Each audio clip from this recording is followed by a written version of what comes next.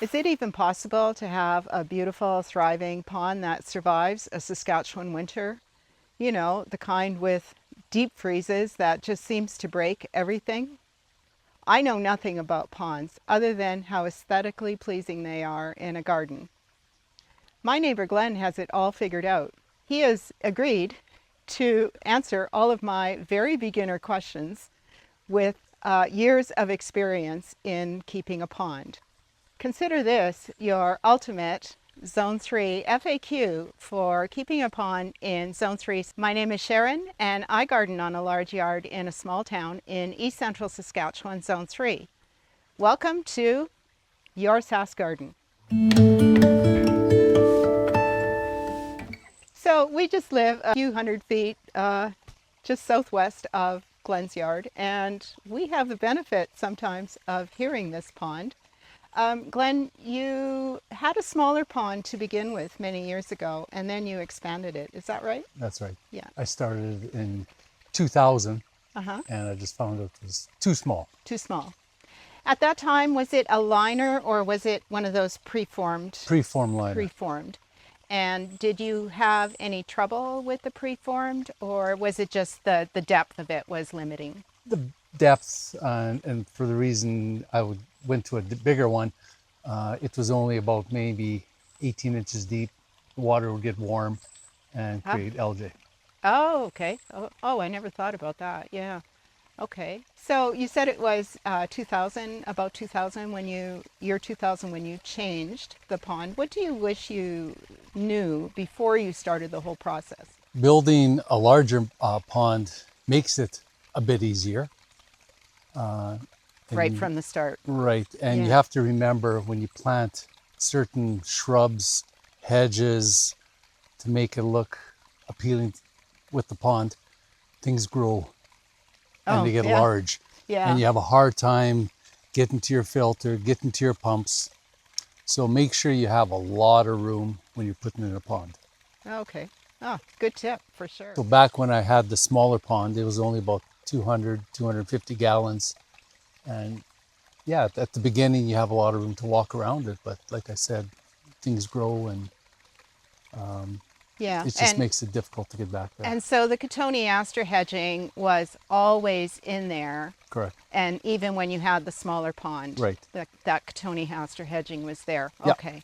Okay. Because it really makes a very nice backdrop for the whole thing. And that was my focus on doing something like that. Exactly. And it Yeah. does work out, and it looks nice.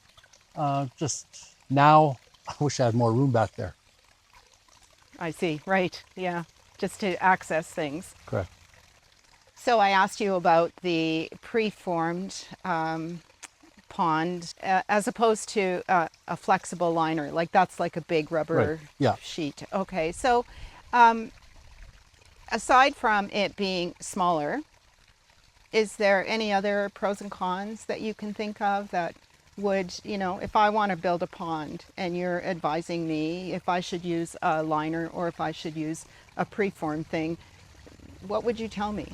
The thing I would say with a preform liner is when you go with that, you're only allowed certain shape, size. I've probably seen the biggest 300 gallons. Whereas if you go with a rubber liner, you can shape your pond, make it your depth, whatever you want. With a rubber liner, what you have to notice is sometimes you'll get holes in your liner, where a precast is a hard, thick plastic, which it'll never happen. Both have pros and cons. Pond, does it leak? This pond, I do have a slow leak. About 15 years ago, I had plants growing on the shelves for marginal plants, and the roots are going down. I thought I had a really great idea: trim the roots, make it a little neater. And what I realized is when the pond liner is going around down the corner, so you have folds. And I went with hedge trimmers and snip, snip, snip. So wherever I snipped, there's a hole for about maybe a foot. So did it leak? Oh yeah. How do you repair it? I've been using different rubber liners with special glue, Yeah. hydraulic cement, and just put it on there, and hopefully it works. So there are products Yeah, specifically for fixing yeah, holes in liners of a yeah, pond. it's Yeah. very easy if you have a flat surface to fix a hole. Very easy. But when it's on a corner, a curve, when you have those folds, Upfold. Yeah. very difficult. Right.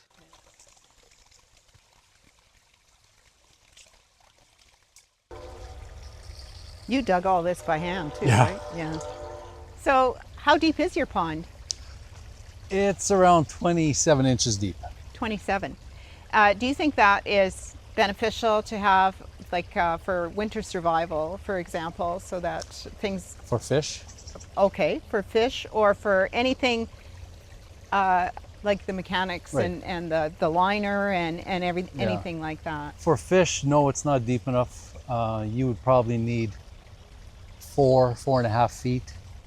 And you and dug then- all this by hand, so 2 feet was about the limit. Yeah, Yeah. yeah. It took me about a month to do everything. Is that right? Yeah. But going deeper in the winter is if you got to keep the water in the pond for one thing. If you have a pre-lined or a precast pond and you take that water out, the frost will pop out that liner like a cork out of the Oh, ground. Okay. It'll lift it right out. So I keep this pretty much all full in the winter. My fish are taken elsewhere. Okay. And yeah, I have always kept water. Do you think it freezes all the way down? It does. It does. Yeah. And so there is no reason for you to have like a heater or a de-icer or anything like that. Which, You could, but I wouldn't bother. Not in zone 3.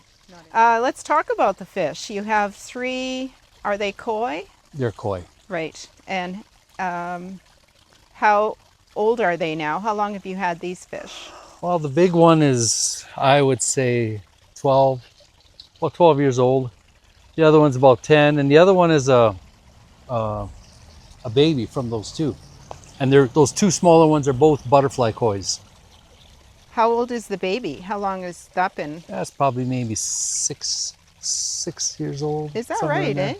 I had no idea that that would happen, to tell you the truth. Oh, I've had lots of when they lay and they lay eggs. They're not live bears. They lay eggs, and wherever there's a plant, those eggs stick to the plant, especially on water lilies underneath. It'll be like just little air pockets, and that's all eggs. And there's probably 1 million eggs in here, and maybe 5 will survive. And when do they lay those eggs? Spring. And then they stay there all summer Well, and yeah, they stay there, and then and when you're taking the fish out, if they're big enough that you can see them and catch them, then otherwise, Oh, okay. it's pretty much a How lost big cause. would they be when they first hatch? Oh, Like man. size of your finger or Oh, small, like I small? mean, like a Minuscule. 16th of an inch. So we're going to talk about the mechanics of it, the pump and the filter system, and if you could just sort of lead us through that, what kind of pump you have in there, other pumps that you may have on hand, and what kind of a filter system you have. Right now I've got one pump in there, and it's about 2100 GPH, which is gallons per hour. So I run that, and then behind that I have a filtration. It's a pressurized filter with a built-in UV light. And what that UV light does, a lot of pond people will have, they say my water's turning a pea green color, Right. which is an algae. So what that UV light does, the water flows over the light and kills that algae. And you got Oh. clear water. Okay. It won't eliminate your stringy algae. Your stringy algae, you need plants, oxygenate plants, just good nutrients in the pond. Right in front of me, I've got about 4 pumps, but only, like I said, one's in the pond. That's the 2100 GPH. It's just a simple pond pump. And what it would do is, a lot of times, this would plug up. So then right away, you got to go in the pond, clean it out, and it's good. This one is about 3000 GPH. And I like this one. What this one has a built-in mulcher. So it never plugs up. So what does And that mean? The stuff goes through and it mulches it and spits it out? yeah, it'll suck it through here and mulch it up, and it comes out of here and into your filter. Oh, I see. Okay. And then the And filter catches it, yeah, your filter catches it. It's always got that same flow where that one plugs up which and reduces the flow or exactly. stops it. I see. I see. Okay. Like right now with the pump I have in there right now, it's a bit plugged up, so that's why my flow is a little slower. Okay. So for someone thinking about doing this, what would you recommend? The one with the mulcher? If you were just going to buy one, I know you have many, but if you were just going to buy one, what would you Well, if you recommend can that? find it, yeah, I would go with that. Oh, I It's so see. much easier. Are A they little more money. are they difficult to find? Well, yeah, I can't find another one like this. Oh, okay. And they vary from 500, well, and up. Oh, okay. Like a decent one, you're looking at about $800. So they're not cheap. Right.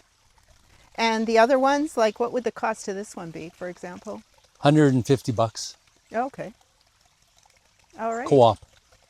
Co-op? Yeah, Really? yeah. Huh. It's more for a sump pump. Oh, so it's not particular for It's not ponds. actually, yeah, it's Oh, not okay. really a pond pump, but you can use it You can as use a, it sure wherever you there's can, yeah. water. Yeah. Now that's a pond pump. The one in there is a pond pump. The others are just cheaper ones like this in case you have a problem with one pump. So you can take that pump out, put this cheaper one in just for aeration, Right. especially if you have fish. So I think it would be great to have fish, but what if I was going to have a pond with no fish for the pumps? And is that as crucial at that time? Is it crucial for the plants as well? Without fish, I think it's a little easier. If you have fish, you feed them, you have waste going into your water. So your waste right away collects nitrogen, ammonia, right away that clouds up your water, algae forms.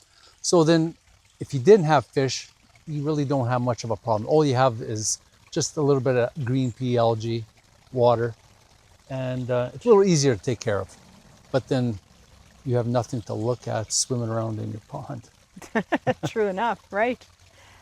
So you do feed the fish? Yeah, I feed them maybe 4 times a week. Can you tell us what you feed the fish? Well, I feed them this. It's you can get it at Petland. It's just a koi staple, and they're like little peas. So And how much of that would you feed every time for those 3 like fish? right now, I could even throw them in.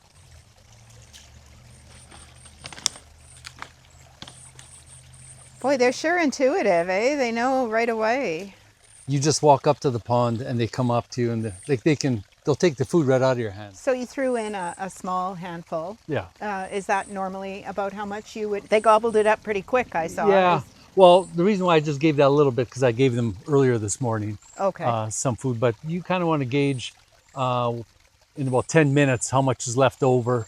Anything left over right away is gonna sink to the bottom, rot, Okay. and then create that circle of algae and cloudy water.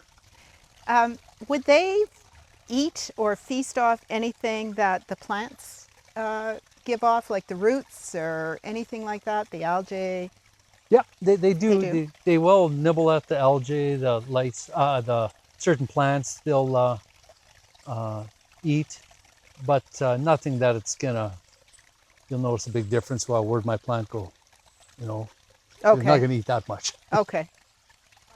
So I'm a gardener more than anything, and so I have a lot of interest in the plants. I see you have water lilies and some reeds, but anything else I like that thing or what's in that basket just over there, or the curly things. Is that water lettuce? Yeah, that was hyacinth.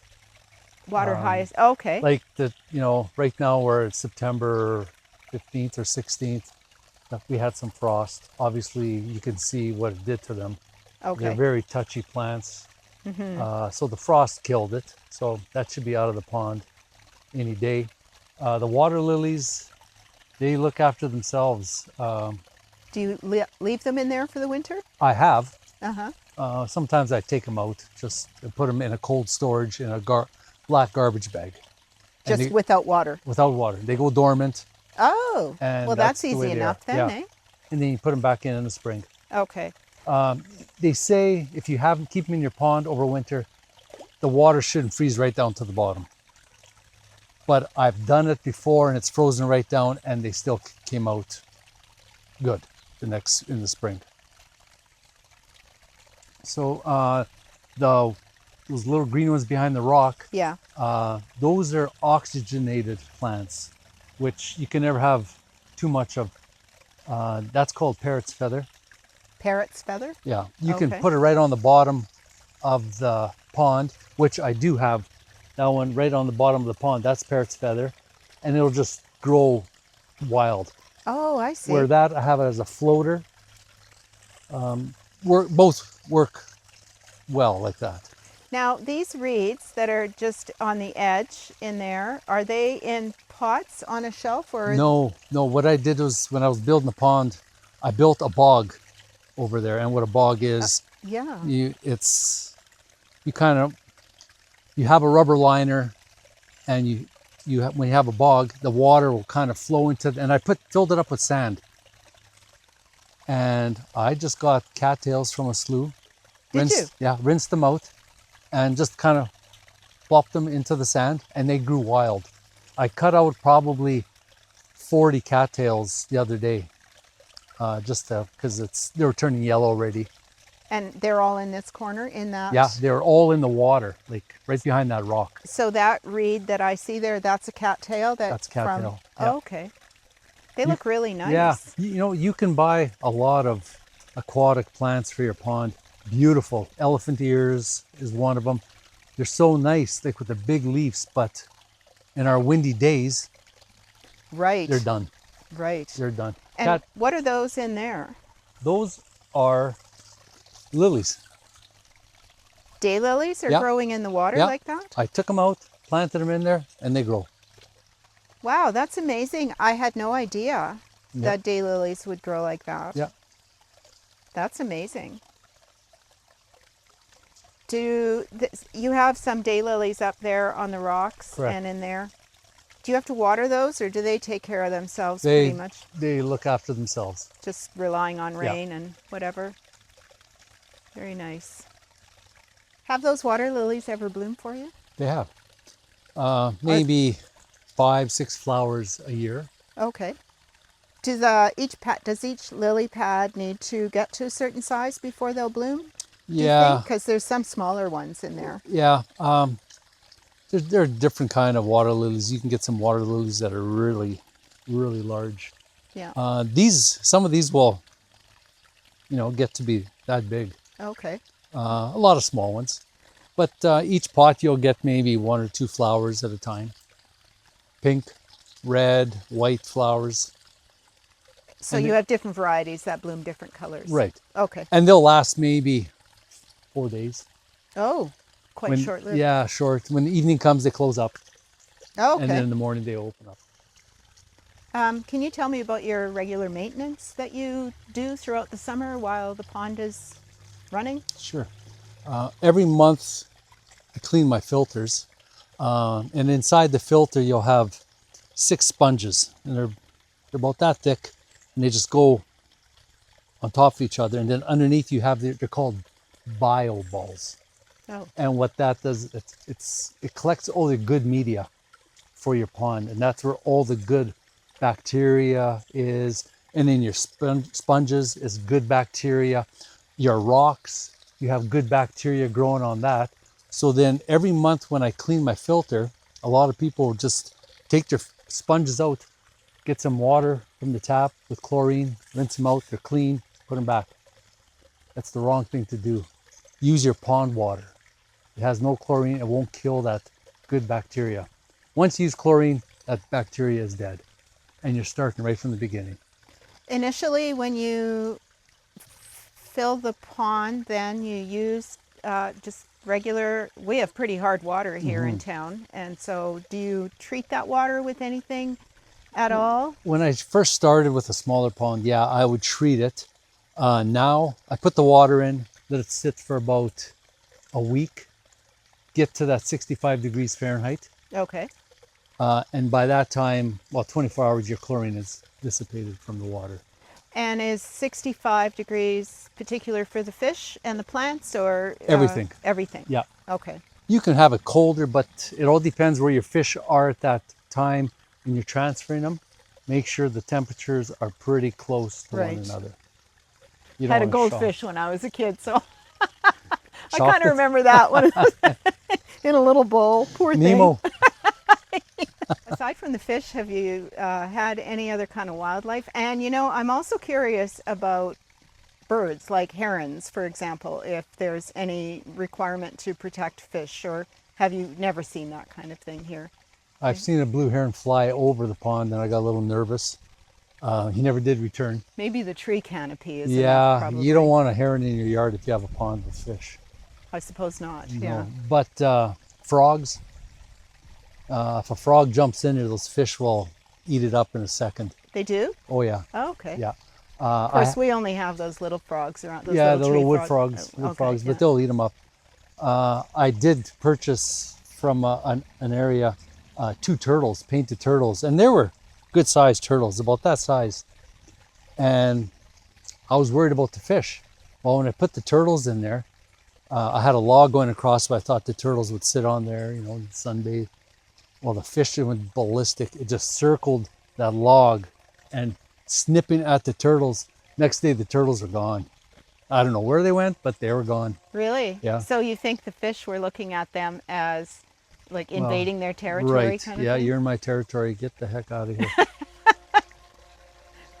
So they hightailed out of here. I don't know how they got out, but maybe You, went you to my didn't put out neighbors. posters? No, 2 turtles no. lost? No, I didn't. I'm curious about the cost. If I was going to start it up, say I was going to do the work myself, or, you know, Andy was going to do the work. We were going to dig our own hole and do all that kind of stuff. What kind of cost would I be looking at for, you talked about the pumps already, what the cost of that could be, the filter and the liner. How do they come? Can I buy a, you know, a 10 by 10 piece of liner, or just a small little pump and filter system? Also those bio balls, is that what you yeah. call them? Well, that usually comes with your filters. Oh, okay. So what do you think that would sort of run these days? A smaller pond, you know, your liner could be like smaller than this. Your liner could be maybe $500 to $1,000. And they come in various sizes? Various sizes. Yeah, I think it's one size is 12 feet wide and whatever length you want. And next size, I believe, is 15 feet wide and whatever length you want. But you could seam it together if you want something a little wider. You know, something like this, you're looking at probably $10,000 and up, depending on how fancy you want to get with your lights. I've got lights in there, and Oh, okay. those aren't cheap. You're looking at, it could be like $500, and now the lights work off your phone. Oh, So yeah, Oh, nice. it gets pricey. It's not just like an ordinary light bulb underneath. It's all. and so you obviously need electrical for all this. And what have you done to accommodate that? Well, wired in the line coming in from the house, and then all my electrical stuff is right there by that wood panel. So I have all my lights plugged in there. I have some other pumps that pump in a certain clarifier for your water. So that's plugged in there. All your pumps, your filters for the UV light. All of that is plugged into Right. one unit? Yeah. So winter's coming. What is your process for taking care of all this before when do you start, and then how long does it take you, and what is your process for getting the pond ready for winter? Well, usually about beginning of October, I'll take my pumps out. First of all, I've got to take the fish out. Okay. Once that's done, take my pumps out, take my filters out, clean them, dry them by just air temperature, like, Okay. out in the sun.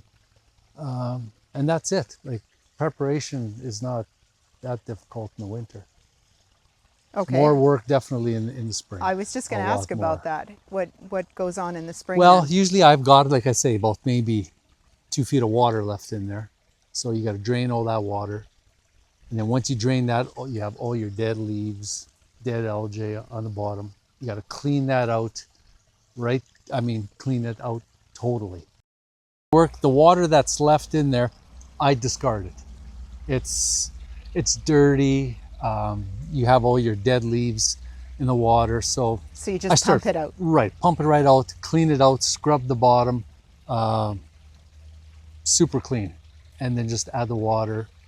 About a week later, the temperature get back up to 65 degrees Fahrenheit, and bring the fish in And the plants. and the plants. Okay. Well, the plants start growing right away, almost instantly. Like your cattails, they'll start growing. You don't do nothing with them; they'll just start growing. And no spring maintenance for the plants? No, No. none. Just your water lilies. Clean them up, trim them up, bring them from downstairs, put them back in the pond, and they'll start growing. Okay. What is your biggest headache with a pond in? Not clear water. You always want your pond crystal clear, that you can see a pebble on the bottom. Okay. A lot of times it's like that. Now it's, well, you kind of, fall's coming and you kind of lose the interest in the pond and stuff like this. You got other things to do in the yard. So your maintenance is not as busy as it is in the summer with the In pond. the summer? Okay. So things get a little bit more murky. You know, your filter should be maybe cleaned, and maybe you just don't clean it at that time.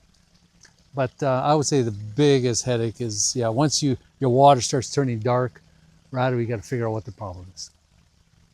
Is it just your filters are plugged up? That's not pumping clean water through the filters anymore. So it's work involved. You got to put your hip waders on or shorts and just go in there. Right. And It's figure it out. definitely not something that you can just put in and then forget about. I try not to use chemicals. Okay. The harshest chemical I'll do when there's, let's say, algae growing on the sides, like the stringy algae, hydrogen peroxide I throw in there. Okay. And on your rock waterfall, you'll get the stringy algae forming. Shut your waterfalls off, spray hydrogen peroxide on there, about 29% strength, and it just sizzles and burns it off. And then after you plug your waterfalls back in, and just cleans everything up. And it doesn't harm the plants, it doesn't harm the fish, Okay. you know, a certain amount. Right. Yeah. No, hydrogen peroxide is Yeah. is It's good I for think, plants. Yeah. Exactly. Oxygen. Yeah. So, yeah, there are things to do if you have a problem, but you kind of want to use as least much chemical as, especially if you have fish. What's your favorite thing about having the pond? In the mornings and the weekends, sitting under the gazebo or by the fire pit with a coffee Just listening to it. and just listening and watching the fish. Yeah. Very relaxing. Right. And you have a really nice area set up here as well with the fire pit and just a place for sitting and enjoying it too. We use it a lot. Yeah. What is the one biggest piece of advice you could give to somebody in Zone 3 in a cold climate who's dreaming about putting in their first pond? There's work involved. Okay. There's always work involved on anything that you have in your yard. True enough. Yeah. Nothing comes easy. So you talked about the amount of room Yeah, and you talked about having it bigger to begin with. right, Those are Yeah. all pieces of advice you've Right. already given. right. But it's not easy. So just don't be prepared to put some Yep, effort you're going to involved. put some back-breaking work into it. Especially if you're digging your own hole and carrying all those stones. Exactly. Do you have any idea how many pounds of stone you have there? Nope. If you talk to my back, I'm sure it'll tell you a Yeah, number. yeah, but, exactly. It's not all natural or local stone either. No, You- it's you not all mentioned, local. I've got one other other time. provinces, BC. Yeah, so you And, kind of collect it and then you have Right. other pieces of Canada in your Exactly, pond. That's exactly. pretty nice, actually. I do that, but just wee little stones. I got some other big rock I want to put in here. There's a few things I want to change, and that's another thing. Every spring, I want to change something. Okay. Change the waterfall, maybe put 3 waterfalls in. I'm thinking about doing something like that. A smaller waterfall, but have the other 2 there. And just something different to look at. Different, right. I guess that's easy. Well, I shouldn't say easy because it's a lot of stone to move, but since it is all free form, Yeah. you kind of have that Yeah, option. you have that option, but you remember, the more stuff that you put in your pond, the more problems you can have. So simple to Yeah, start off with might be yeah, better. And then, yeah. You know what? Start simple and learn as yeah, you go. I mean, that's usually good gardening advice. It's best to start small and Yeah, simple. Learn from that before you expand instead of going whole hog all at yeah, once, because then it becomes a little bit, you know, too much to right. handle. You might say, I don't want this anymore. So, Yeah, so it's easier filling in a small hole than yeah. it is. Oh, yeah, yeah. You can put a nice flower pot there. Right, yeah. Well, you could have a sunken garden maybe. Yeah, okay. So if I was going to start a pond, you know, you would be my favorite resource for sure. I'd come to you for all of my questions. But do you have favorite resources as well, where you learn stuff or where you buy stuff or? I've got 2 good places in Regina. One is Waterboy, knowledgeable on stuff like this. Another place is Rusty Shovel in Oh, Regina. Shovel, and they're very knowledgeable, and they do contract work out, like they'll do the ponds for you. But if you just oh, want okay. buy your pumps there, your lights, They have all the they've got all supplies. that there. Okay. Thanks, Glenn, for showing me and explaining everything there is to know about ponds. I feel like I have a lot more knowledge now if I were going to. I'm not, but perhaps, you know, some people watching are thinking about their first pond and scared of the fact that it just, you know, gets so darn cold here that they don't want to do it. You've given really excellent tips, I think, for anyone who's considering it. Thanks everyone for watching today. I do appreciate it. I hope you found the information helpful in some way. If you did, give me a thumbs up, tell your friends, and if you haven't yet, hit that subscribe button. See you! See ya.